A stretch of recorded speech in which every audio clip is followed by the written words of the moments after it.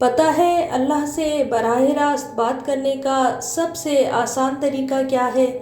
تم سب سے اکتا گئے ہو، اس بیکار دنیا میں تمہارے لیے کچھ نہیں رکھا، تم سب سے تنگ آ کر سب چھوڑ آئے ہو اور تم تنہا محسوس کر رہے ہو اور تم چھپ چھپ کر روتے ہو کہ تمہارا کوئی نہیں ہے۔ تم نے دنیا آزما لی، اس میں کچھ نہیں رکھا۔ ایک پل میں کوئی شے وقتی سکون دیتی ہے اور اگلے ہی پل اذیت۔ تمہارا کوئی نہیں ہے تو پھر اللہ کس کا ہے؟ تو پھر وہ کس کا انتظار کر رہا ہے؟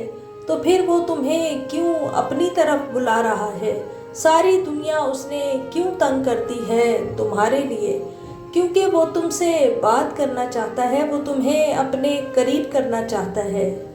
پتہ ہے اللہ سے براہ راست بات کرنے کا سب سے آسان طریقہ کیا ہے؟ نماز میں تو تم اللہ کو اپنی سناتے ہو لیکن اس کی نہیں سن پاتے۔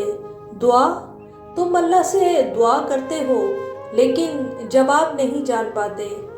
روزہ، تم جانتے ہو اس کا اجر تو روزے محشر اللہ ہی دے گا۔ اور تہجد میں تو تم اللہ کے بے حد قریب ہوتے ہو، تم اس سے اپنی ساری باتیں منوا لیتے ہو لیکن اس کے پھر بھی نہیں سن پاتے۔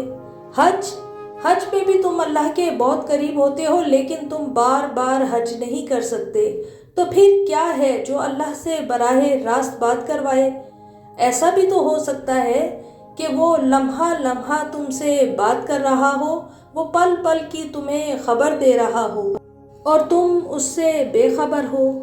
کیا پتہ تم نے قرآن ہی نہ اٹھایا ہو، کیا پتہ تم نے غور ہی نہ کیا ہو کہ وہ کہہ کیا رہا ہے، اور کیا پتہ تم نے خود ہی نہ غور کیا ہو کہ وہ کیوں کہہ رہا ہے۔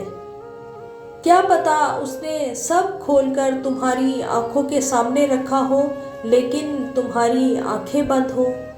اور اس نے تمہارے پاس قرآن کیوں بھیجا ہے؟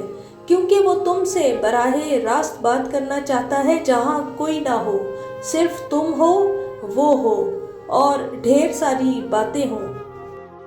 تم دنیا کی اتنی مشکل زبانیں، لوگوں کے اتنے مشکل رویے سمجھ آئے ہو، تم اللہ کی پیار بھری آسان باتیں کیسے نہیں سمجھو گے؟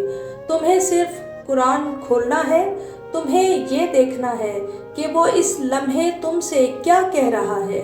وہ تمہیں اپنی ساری باتیں خود سکھا دے گا، وہ تم سے آگاہ کر دے گا، تمہارے ہر سوال کا جواب دے گا اور تم حیران رہ جاؤ گے کہ تم نے دنیا آزمائی ہے، سنی ہے، اللہ کو نہیں سنو گے۔